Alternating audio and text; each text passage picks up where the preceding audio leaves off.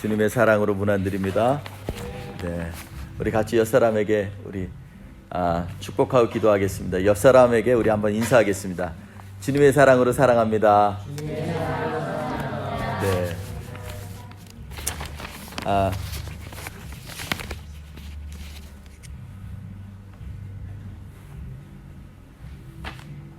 죄송합니다. 이게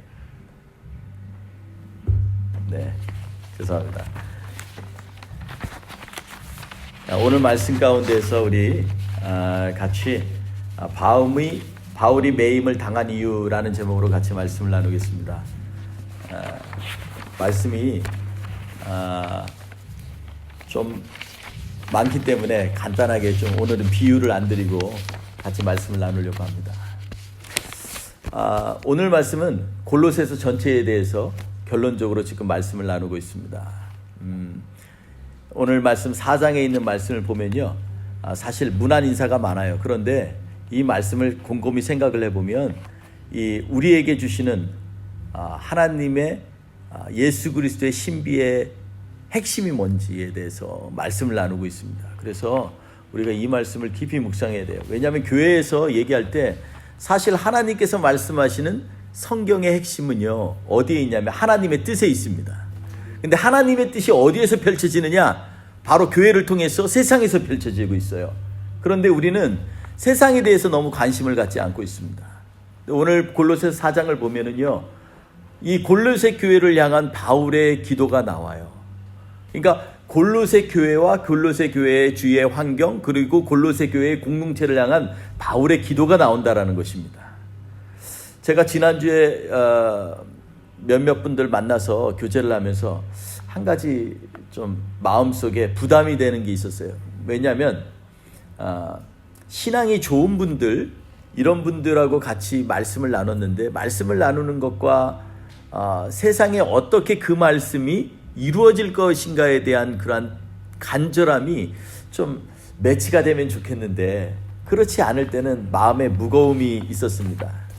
오늘 골로새 교회는요, 하나님의 아는 것이 세상에서도 가장 중요하다는 것을 말씀하고 있습니다. 골로새 교회가 율법과 금욕적 삶과 세상의 철학에 둘러싸여 복음이 퇴색되는 상황에서 바울 사도는요, 예수 그리스도만으로 하나님의 뜻을 이루고 하나님의 나라를 회복하는 것이 충분하다고 증거하고 있습니다. 더 붙일 것이 없다라는 것이요. 전통이라든지 율법이라든지 세상의 논리적인 철학이라든지 이런 걸 붙이지 않아도 충분히 예수 그리스도만으로 우리에게 하나님의 나라를 이끌 수 있는 능력이 되고 힘이 된다는 것을 오늘 골로새 교인들에게 말씀하고 있는 것입니다. 골로새서에 쭉 우리가 한번 좀 리마인드를 해봤으면 좋겠습니다. 우리가 지난 한 달 반 동안 설교하면서 골로새에 대해서 우리가 묵상을 했는데, 골로새서 1장 13에서 14절에 보면요, 그 아들 안에서 하나님께서 어떻게 일을 하시는가에 대해서 말씀하고 있습니다. 그가 우리를 흑암의 권세에서 건져내사 그의 사랑의 아들의 나라로 옮기셨으니 그 아들 안에서 우리가 속량 곧 죄사함을 받았느니라 라고 말씀하고 있습니다. 여기에서 건져냈다, 옮기셨다라는 말 있죠. 에루사토, 메테스테센이라는 말인데요, 이 말은요, 과거에 이미 이루어졌다라는 얘기입니다. 계속해서 하나님께서 구원을 주셔서 우리가 예수 그리스도를 받아들이면 구원을 줄까 말까 이렇게 하시는 게 아니라는 거예요. 한 번에 건져내셨고 옮기셨다라는 것입니다. 그래서 단번에 이루어진 명확한 사건이라는 것을 말씀하고 있습니다. 요한복음 5장 24절에 이렇게 말씀합니다. 예수를 믿는 자는 이미 죽음에서 생명으로 옮겨졌느니라. 아멘. 이미 옮겨졌다라는 것입니다. 이것을 알아야 돼요. 근데 우리는 아직도 우리가 한번 예수 그리스도를 믿음으로 받아들였으면, 근데 세상 가운데선 또 흠이 있고 죄도 짓고요, 입으로 실수도 해요. 그러면 내가 정말 예수님 앞에 구원받을까 이런 걱정도 되고 믿음이 잠깐 흔들릴 때도 있는데, 오늘 말씀 보면요, 이미 예수 그리스도를 믿는 자는 죄에서 사망에서 생명으로 옮겨졌다라는 것입니다. 왜냐하면 이제는 예수 그리스도가 우리의 모든 죄와 욕망과 모든 악한 것들을 예수님이 죽을 때 같이 십자가에 못 박으셨다라는 것입니다. 아멘.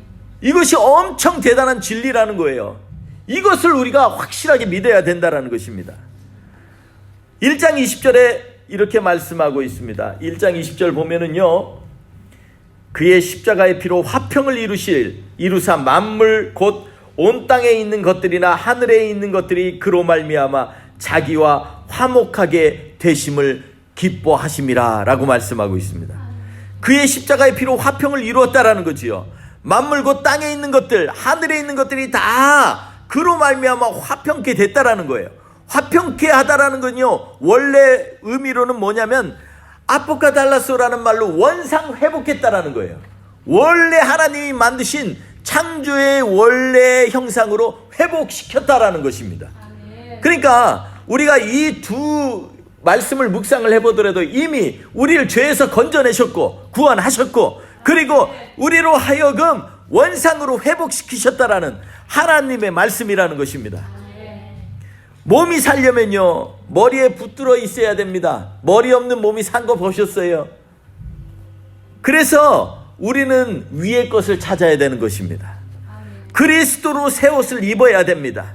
땅의 것을 죽이고 긍휼과 겸손과 자비와 용서와 오래 참음으로 주님 앞에 옷을 입어야 된다라는 것입니다. 우리가 이거는요, 아멘 아멘 하는데 실제로 그리스도로 옷 입는 거에 대해서는 우리가 믿음으로 고백하질 않아요. 아침에 일어날 때 좀 그렇게 고백했으면 좋겠어요. 하나님, 오늘 제가 이 옷을 입을 때 겉옷만 입는 것이 아니라 예수 그리스도로 옷 입기를 원합니다. 아멘. 좀 선포하십시오. 마귀가 도망가도록 선포해야 돼요. 주님, 내가 주님 뜻대로 좀 살겠습니다. 왜 이렇게 세상 사는 게 힘든지 알지 못해요. 그런데 주님 뜻대로 내가 살게요라고 선포할 때요, 주의 성령께서 우리에게 도와주신다라는 거예요. 내 의지로도 이렇게 못 사는 거예요. 그런데 예수님의 말씀을 의지해서 주님, 내가 그렇게 하겠다고 하면 주의 말씀의 영이신 성령께서요, 우리가 그렇게 살도록 이끌어 주시는 거예요. 아멘. 오늘 4장 1절부터요, 오늘 본문 말씀 끝까지 18절인가요?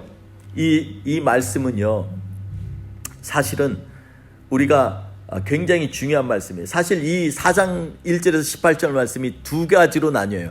1절에서 6절까지는요, 이 비밀에 대해서, 신비한 미스테리에 대해서 말씀을 하고요, 7절부터 18절까지는 이를 어떻게 이루시는가의 증거를 바울이 보여주기 위해서 자기와 함께하는 사역자 단체 10명을 예를 드는 것을 보게 됩니다.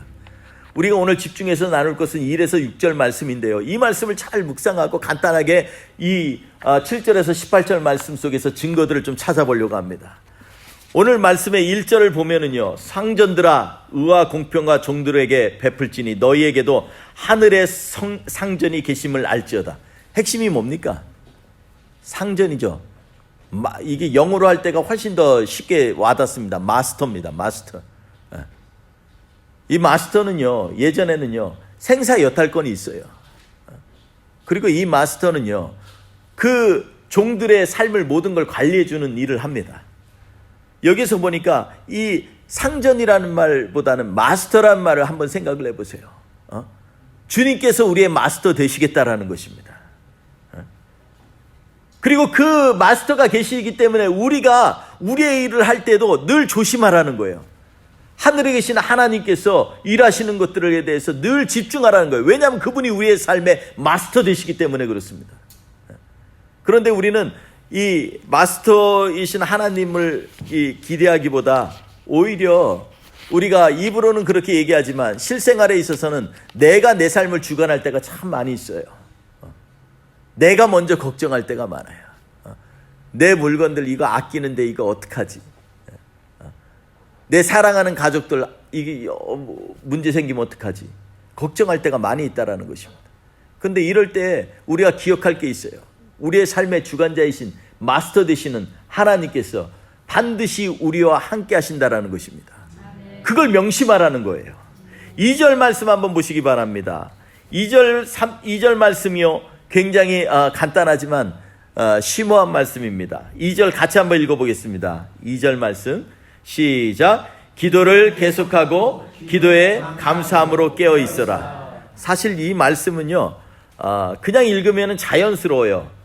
기도를 계속하고 기도에 감사함으로 깨어 있으라. 우리가 많이 익숙한 말씀이잖아요. 근데 이 원어로 좀 보면은요, 이 말씀이 굉장히 좀 생각해야 될 부분들이 있어요. 왜냐하면 기도라는 말과요, 여기서 보면은 기도를 계속하는 것과는요, 뭔가 이게 매치가 안 됩니다. 여기서 기도에 힘쓰고 계속하다, 이 말씀은요, 이 어떤 말씀이냐면 기다리다, 대기하다, 이런 말이에요. 그러니까 힘쓰다는 게 우리가 우리의 힘으로 힘쓰는 게 아니고 기다리다, 대기하다라는 뜻이에요. 원래 원어는요. 이 말씀이 마가복음 3장 19절에 보면 뭐라고 나타나고 있냐면, 이 기도를 하는데 이게 어떤 거냐면, 예수님께서 말씀을 전할 때 사람들이 막 밀려왔어요. 마가복음 3장에 19절. 그랬더니 예수님께서 뭐라 그러냐면 배를 대기시켜라 라고 했습니다. 그리고 이 군중들이 밀지 못하게 배에 타오르기 위해서 대기하라 그랬어요. 이 대기하다라는 말이 바로 이 말이에요. 힘쓰다는 말이 이거예요. 어떻게 보면 우리가 이 말이요, 매치가 안 돼요. 여기에선 성경에 원래 이 번역을 한국말로는 기도를 계속하다라고 얘기하지만, 이게 어떻게 얘기하느냐면 이거는 대기하는 거예요, 지금. 예. 여러분, 이 말이요, 조금 매치가 안 되잖아요. 그 다음에 또 하나가 있는데 뭐냐면 감사함으로 깨어있어라 라는 것입니다. 깨어있다라는 말이 여기서는 watch up, 조심하다 라는 얘기입니다. 근데 이 말씀이요, 감사하는 것과 경계하는 것과 이게 말이 이게 맞나요? 매치가 되나요? 가만히 생각해 보세요. 감사하는데 갑자기 감사하면 웃잖아요. 주님 감사해요 막 이러는데 그 뒤에는 뭐 있으면 깨어있어라. 말이 좀 이상한 거예요. 왜 이런가? 이것을요, 이 단어의 조합이 굉장히 어색합니다. 그런데 이 말씀이 어색하지 않게 하려면 한 가지 우리가 키로 이게 연결이 되는 게 있어요. 뭐냐면요, 이게 기다리다 그리고 깨어있어라, 이 말과 같이 연결을 해보면요, 이게 뭐하고 연결이 되냐면 주님이 오시는 날과 연결이 된다라는 거예요. 그러니까 이게 주님이 오시지 않는, 예기치 않는 날이 있는데 그때 이 말을 쓰는 거예요. 깨어있으라 라는 말, 대기하라, 기다리라, 이 말씀은요, 그냥 우리가 일반 생활에서가 아니라 기도를 하는데 뭐를 위해서요? 기다려 기도하면서 기다리라는 거예요. 감사하는데 깨어있으라는 거예요. 왜? 언젠가 부지불식간에 오실 그 날이 있다라는 것을 지금 얘기하는 거예요. 요게 왜 연결이 되냐면 그 뒤에 쭉 보면은요, 이 세월을 아끼라라는 말 있죠. 5절에 보면 세월을 아끼라는 말이 있어요. 이게 연결이 되는데, 이게 왜냐면 세월을 아끼라 할 때 세월이라는 말이 이게 이 어떤 말이냐면 카이로스라는 말이에요. 하나님이 역사하시는 때를 얘기할 때 이 카이로스라는 말을 써요. 그러니까 이게 연결돼서 얘기를 하면 지금 기다리고 그리고 깨어 있어야 되는데 왜 깨어 있어야 되느냐? 이 말씀에 대해서 이게 언제냐면 주님이 오신 날, 파루시아라는 말을 연결이 된다라는 것입니다. 이 마태복음 24장 25장에 보면은요, 예수님께서 이 돌아가시기 전에 이 비유를 엄청 많이 이것과 같이 들었어요. 너희가 주님이 오실 날이 언제인지 알지 못해. 그런데 너희가 깨어 있어야 돼 라고 얘기를 합니다. 두 사람이 잠자는데 한 사람이 들려 올람을 갈란다. 두 사람이 밭을 매는데 한 사람이 순식간에 올려간다라는 거예요. 25장에 보면 이 열처녀에 대한 비유가 나옵니다. 마태복음 25장에 보면 5처녀는 미련하고 5처녀는 지혜로운 처녀인데 이 둘 다 지금 신랑을 기다리고 예비하는 사람으로 비유가 되어 있어요. 이 미련한 5처녀는 그냥 등불만 가지고 기다리고 있어요. 그러니까 등불 안에 기름이 있긴 있어요. 그런데 주님이 언제 오실지 자기들이 그냥 생각하고 예정해서 그때까지 있는 거예요. 그러니까 고기가 끝나면 이게 불이 꺼지는 거예요. 근데 주님이 오실 때까지 이 기름이 아쉽게도 다 붙어 있지 않았다라고 얘기합니다. 그래서 25장에서 이 사람들이요, 주님이 오실 때 나팔을 불고 신랑이 오는데 그걸 들으니까 그때는 등불이 꺼졌어요. 아니 이거 어떻게? 이거는요 신랑을 맞이하는 것에 대한 상징이에요. 맞이하는 사람은 당연히 뭘로 맞이하냐면 등불로 맞이하는 거예요. 웰컴이라는 거죠. 이게 안 되니까 주체할 수가 없어요. 그래서 옆에 있는 지혜로운 처녀들한테 얘기합니다. 저기 불 좀 세게 기름 좀 나눠 쓰자. 그랬더니 지혜로운 처녀들이 뭐라 그러냐면, 저 소리가 들렸는데 저 소리가 들린 데가 지금 저녁이어서 멀리서 해도 부른 소리가 들려. 그래서 내가 지금 나눠 쓰면 내 기름이 그때까지 안 갈 수 있어. 그러니까는 빨리 가서 기름 사오든지 해. 우리는 이거 없으면 신랑 맞이 못해. 이러고서 안 빌려주는 거예요. 빌려주면 둘 다 망할 것 같으니까. 그러니까 얼른 이 미련한 처녀는 그때서야 정신 차리고 막 기름 구하러 갑니다.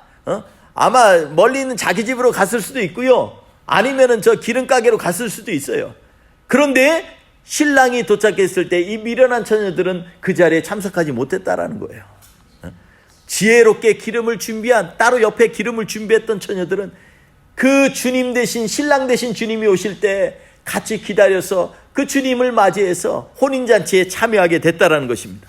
그러므로 언제 올지 알지 못하는 그때가 오는데, 그게 어느 때냐면 하나님의 나라가 도래하는 때라는 것입니다. 그래서 교회는요, 하나님의 나라를 도래하기 위해서 준비되어져 있어서 늘 기도하고 깨어있는 공동체가 돼야 되는 거예요. 그런데 우리 맘대로 잣대로 재단하듯이 주님이 이때쯤 오실 거야 라고 생각하면 안 돼요. 주님께서 우리에게 징조를 보여주셨지만 그 징조가 잠깐 있다가 주님이 오신다는 말은 없어요. 그 징조가 얼마나 계속될지 알 수 없어요. 쥐진과 기근이 얼마나 계속될지 알 수 없어요. 나라와 나라가 싸우는 게 언제까지 될지 알 수 없어요. 우린 그거 단순히 보고 이제 진짜 주님 오셔 라고 얘기할 수 있지만, 그건요 역사 가운데 계속해서 일어났던 일입니다. 그래서 우리가 해야 될 일들이 뭐냐면 항상 기도해야 되는 게, 계속 기도할 수밖에 없어요. 그리고 깨어 있어야 돼요. 왜 깨어 있어요?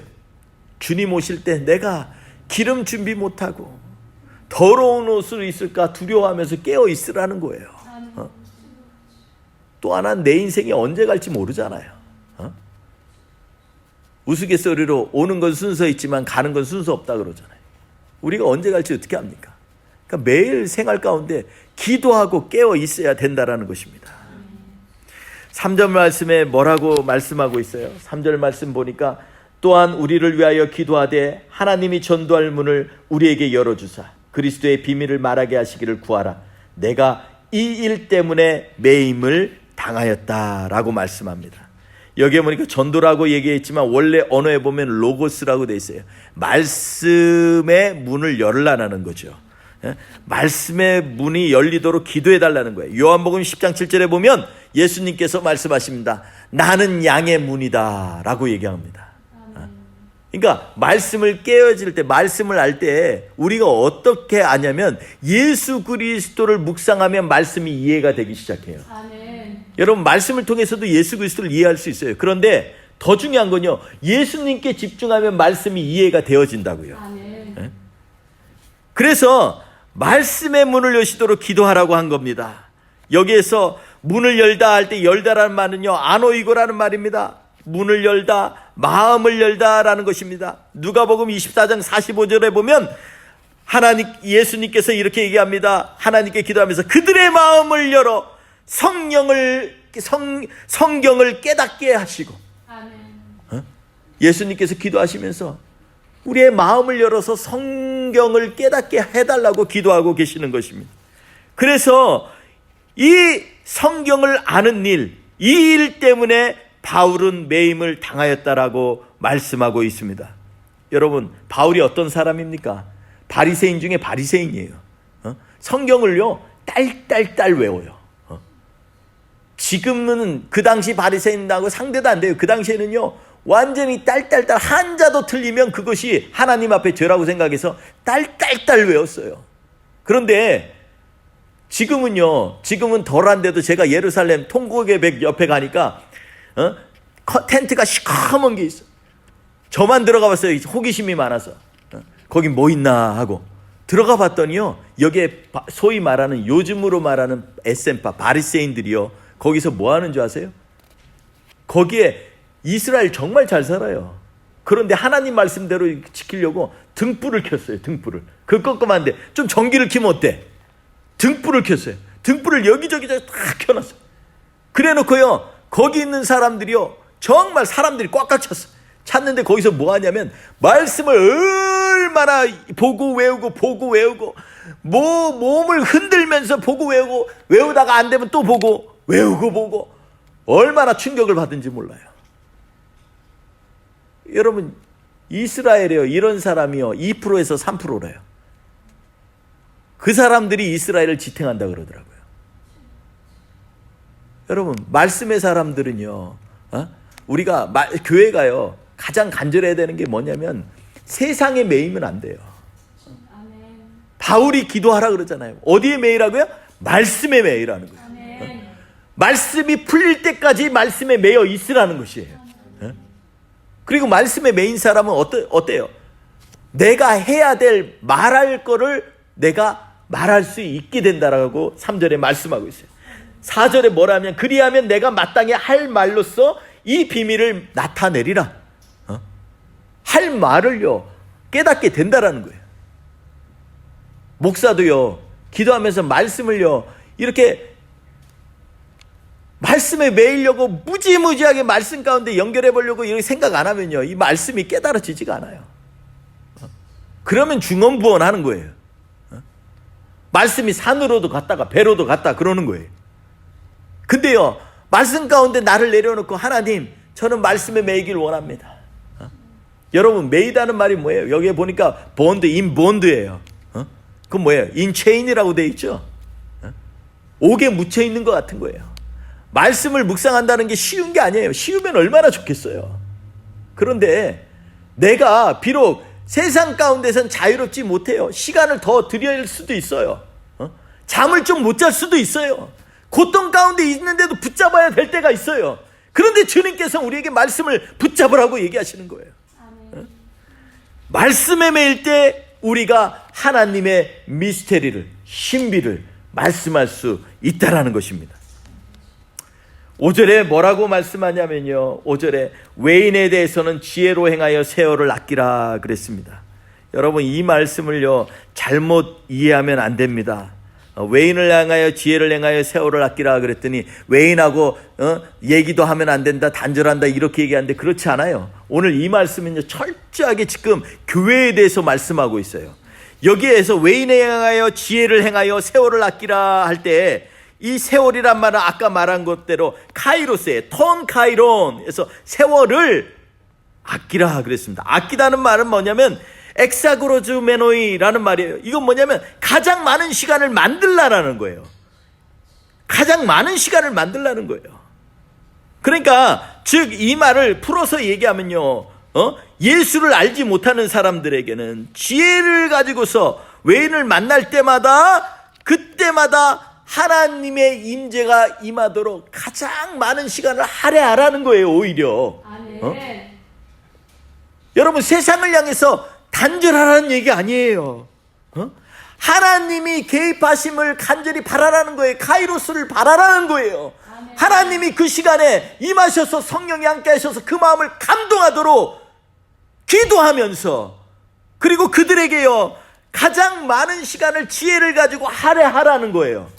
여러분 기도할 때 나만을 위해서 기도하는 게 아닙니다. 그래서 기도할 때 누구를 대상으로 해야 돼요? 하나님을 모르는 사람들, 세상의 쪽으로 세속화되어 있는 사람들, 모든 것을 자기를 위해서 사는 사람들, 이 사람들을 놓치지 말고 간절히 그들을 위해서 기도하라는 거예요. 많은 시간을 가지라는 것입니다. 이게 교회가 행해야 될 바라는 것입니다. 6절 말씀은 뭐라고 하자면 너희 말을 항상 은혜 가운데 소금치는 소금으로 맛을 낸과 같이 하라. 그리하면 각 사람에게 마땅히 대답할 것을 알리라 라고 말씀하고 있습니다.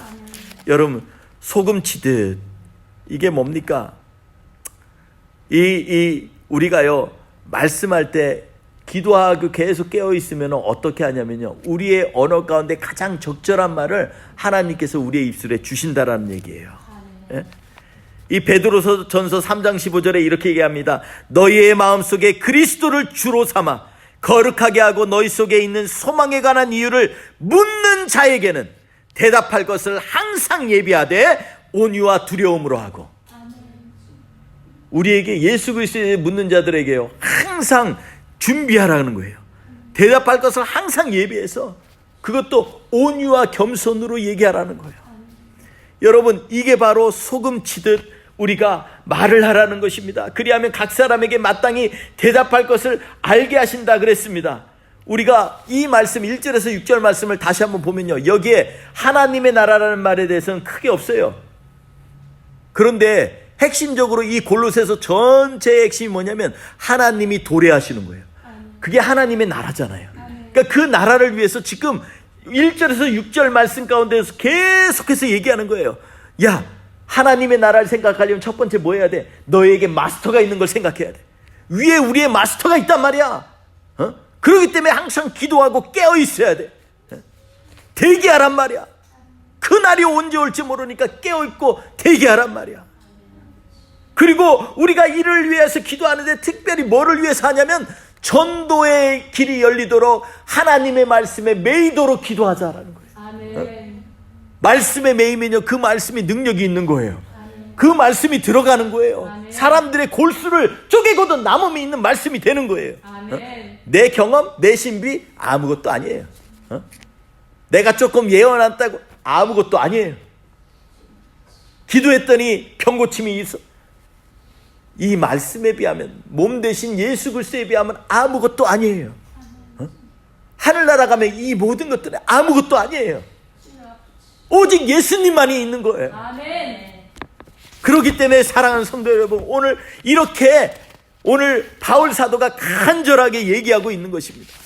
여러분, 그렇기 때문에 뒤에 있는 말씀들이 보면요, 여기에 나오는 이 이름들을 한번 보세요. 두기고가 어떤 사람입니까? 여기 보면 두기고는요, 은혜 있는 자예요. 말씀에 능력이 있는 자예요. 근데 이 사람을 뭐라고 얘기했어요? 하나님의 일꾼이다 라고 설명을 하고 있어요. 주님의 종으로, 스스로 종으로 이렇게 내려놨다라는 거예요. 바울 사도와 같이 종처럼 여겨졌다라는 거예요. 왜요? 하나님의 말씀 앞에 강격하니까 나는 종이야, 그냥 아무것도 아니야. 그러니까 자기의 것들을 내려놓는 거예요. 그렇게 권위가 있고 능력이 있고 은혜가 있는 사람들, 많은 사람이 존중하는데도 자기의 가진 것들을 드러내는 것이 아니라 내려놓는 거예요. 철저하게 주님만이 드러나도록 주의 종으로 쓰는 거예요. 이렇게 설명하는 거예요. 골로새 교인들에게 좀 들으라는 거예요. 너희들이 겪었던 전통 율법 아무것도 아니야. 이렇게 능력 있고 이렇게 권능이 있는 사람도 주님 앞에 종으로 섰어. 이런 사람이 무난한다라는 거예요.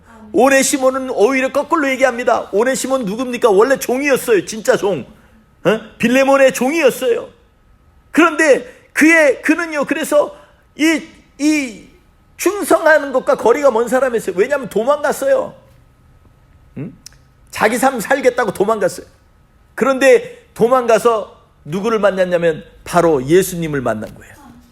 예수를 만나고 났더니 그가 깨달은 게 있는 거예요. 자기가 자신에서 다시 돌아가겠다는 거예요. 종이 도망가면요, 찾으면 죽여요, 그냥. 근데 자기가 돌아가겠다는 거예요. 왜요? 자기가 이제는 무익하지가 않아요. 예수 그리스도 안에 있으니까 이제는 뭔가 유익할 것 같아. 그분들에게 복음을 전할 수 있을 것 같아. 죽으면 죽으리라라고 생각해도 내가 복음을 전하는 사람을 쓰겠다는 거예요. 그러니까 오네시모가 다시 돌아가겠다는 거예요. 그래서 오네시모라는 말이 무슨 뜻이냐면 유익한이란 뜻이에요. 아마 예수 만나고 이 이름이 바뀐 것 같아요. 유익하다는 거예요. 이제는 예수 그리스도 안에 있으니까 나도 유익하다라는 거예요. 여러분, 철저히 지금 설명하는 10명의 사람들은요, 자기가 가졌던 옛것으로 지금 대하는 것이 아닙니다. 자기의 캐리어 가지고 얘기하지 않습니다. 철저히 하나님을 만난 후에 하나님이 주신 은혜와 사랑으로 지금 나아가고 있는 것이에요. 아리스다고는 누굽니까? 데살로니가 사람인데요, 사도행전에 보면 에베소 군중들에게 이 바울이 잡혀서요, 이 온갖 고난받을 때 함께 있었던 사람이에요. 그리고 오늘 말씀 골로새서 4장 10절에 보니까 바울과 함께 갇혔다 그랬어요. 로마 감옥에 갇혔던 사람이에요. 복음을 위해서 갇히는 것도 주저하지 않은 사람이었어요. 얼마나 대단한 사람입니까? 이 사람이 무난했다라는 거예요. 그 다음에 마가, 유스도, 에바브라 나옵니다. 이 세 명은 진짜 이 밖에 있었지만 참된 유대인이었어요. 스스로가 이 유대인으로서 아주 자랑스러운 사람이었어요. 이 사람들 보니까는 이 사람들은요, 이 마가는 바나바의 조카였고요, 이 마리아의 아들이었어요. 이 마가의 다락방이라고 하잖아요. 거기가 원래 이 마리아의 다락방이었어요. 이 다락방도 다 내놓고, 오직하면요, 베드로가 이 잡혀 있다가 도망 나왔는데 천사가 나가라 그래서 나가서 찾아간 곳이 어디예요? 당연히 사람들이 있을 거라고 생각해서 예수 믿는 사람들 찾아서 다른 거 주저하지 않고 바로 마가의 다락방으로 갔어요. 이만큼 모이는 사람들이 함께 할 수 있는 구심점이 됐던 사람이에요. 유스도라는 사람은요, 이 사람이요, 헬라어로 이름이 바로 예수예요. 예수스예요. 이름처럼 사는 사람이었다고요. 근데 이 사람들은요, 하나님 앞에 증거가 된다 그랬어요. 이 사람들이 원래 여기에는 성경에는 할례당이다라고 얘기되고 있어요. 이 세 사람이. 근데 이 세 사람들이요, 어떤 사람들이었냐면, 그들이 비록 할례당이라고 여기선 돼 있지만 할례파다 이렇게 얘기를 하지만, 이 사람들은 뭐냐면 복음으로 이미 거듭난 사람들이에요. 그런데도 자기들이 할례조차도 버리지 않아요. 왜냐하면 복음을 받고 나니까 자기들이 너무 자유스러워. 스스로 자유를 주님 앞에 내려놓은 사람이에요.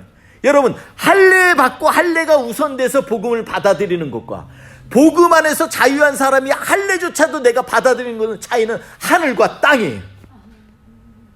내가 그리스도 안에서 내가 이제는 모든 것들을 배설물로 여긴다. 나는 그리스도 안에서 이제는 총되고 억압되고 스스로 옥에 들어간 사람, 이러한 사람들이 바로 초대교회의 성도들 아니에요? 여러분, 그러므로 우리가 예수 안에 있으면요, 모든 것들이 다 가한 거예요. 예수 그리스도 안에 모든 게 가하다 그랬어요. 예수 그리스도 안에서 무장되면 모든 게 가해요. 술 먹는 사람들하고도 같이 있을 수 있어요. 뭐 그거 꺼리낄 게 없어. 이제 은혜가 있으면요, 그 사람들 막 가서 노래방 가서 노래할 때도 아무것도 아니에요. 옆에 가서 같이 맞춰줄 수도 있어요. 그런데 그 안에서 이상하게 예수의 향기가 나와. 그런 사람을 지금 얘기하고 있는 것이라는 것입니다. 누가와 대마가 있습니다. 누가는 어떤 사람입니까? 사람들에게 사랑받는 의원이라 그랬어요. 사랑받는 의원. 예? 그런데 이 디모데후서의 4장 11절에 보면요, 누가와 대마가 나오는데 너무나 대조가 돼요. 누가만 나와 함께 있다 그랬어요. 대마는 어떻게 해요? 대마는 세상을 사랑해서 자기 길로 갔다라고 기록되어 있어요. 여러분, 그런데 누가와 대마가 있습니다. 이 사람들이요, 대마도 이 사람이요, 그때는 세상 사랑해서 갔지만 이게 공궁에 빠진 바울을 저버렸지만, 그러나 그가요, 이 요한3서 12절에 보면은 데마드리아라는 애칭으로 불린 사람이라고 많이들 해석하고 있어요. 이 데마드리아라는 사람은요, 돌아온 사람이에요. 다시 돌아왔다 그랬어요. 세상을 떠났다 돌아오기 쉽지 않은데 돌아온 사람이에요. 그러니까 여기에 나오는 10사람들은요, 다 증거하는 사람이에요. 여기서 마지막으로 하나 굉장히 냉정하게 바울이 설명한 사람이 있어요. 누구냐면 아키포예요. 맨 마지막에요, 아키포 17절에 보니까 아키포에게 이르기를 주 안에서 받은 직분을 상가 이루라고 하라. 여러분, 이 아키포가 잘못해서 그럴까요? 아니요. 아키포가 거기 있는데 그 사람은요, 교회를 위해서 아마 충성된 사람이었을 거예요. 그리고 그가 받은 직분들이요, 정말로 아직도 계속해서 스트러글 하지만 계속해서 나아간 사람일 거예요. 그런데 오히려 잘하는 사람한테는 낮추는 거예요. 왜요? 골로새 사람들에게 지금 간접적으로 보여주는 거예요. 잘하는 사람은 자기 걸 자랑한다고 자랑하지 말고 다 내려놓으라는 거예요. 종이었던 사람은 정말로 귀하고 사랑받는 존재라고 오네시모를 소개하고, 권능 있는 사람은 나와 함께 종으로 매여 있는 사람이라고 얘기하고. 왜 이럴까? 이게 바로 교회를 하나 되게 하기 위해서라는 것입니다. 여러분, 교회는 이렇게 하나님의 미스테리입니다. 제가 좀 더 준비했는데 시간이 갔으니까 오늘은 여기까지 하려고 그래요. 한 가지만 명심하십시오. 교회는요, 하나님의 신비예요. 우리가 교회를 우습게 생각하면 안 돼요. 교회는 이렇게 자기 것들을 있으면서도 내려놓는 너무 위대한 사람들이 모이는 곳이에요. 허물이 있고 조금 약해도 주님께서 이미 내가 건져냈다, 구원했다 선포한 사람들이 모이는 곳이에요. 이러한 사람들이 모인 곳인데 우리가 어떻게 섬겨야 되겠어요? 이 교회는요, 하나님의 나라가 도래하기 이전에 세상 사람들에게 하나님의 나라를 보여주는 증거가 되는 것이에요. 우리는 이 사랑하는 교회를 위해서 우리가 하나로 부르신 줄 믿습니다. 사랑하는 성도 여러분, 이 한 주 동안에 여러분이 교회의 한 사람 한 사람이라는 걸 깨닫으시기 바랍니다. 그리고 교회로서 하나님이 주신 사명들 감당하기를 바랍니다. 그것이 우리에게 유익이 되고 그것이 우리의 삶의 능력이라고 성경은 말씀하고 있습니다.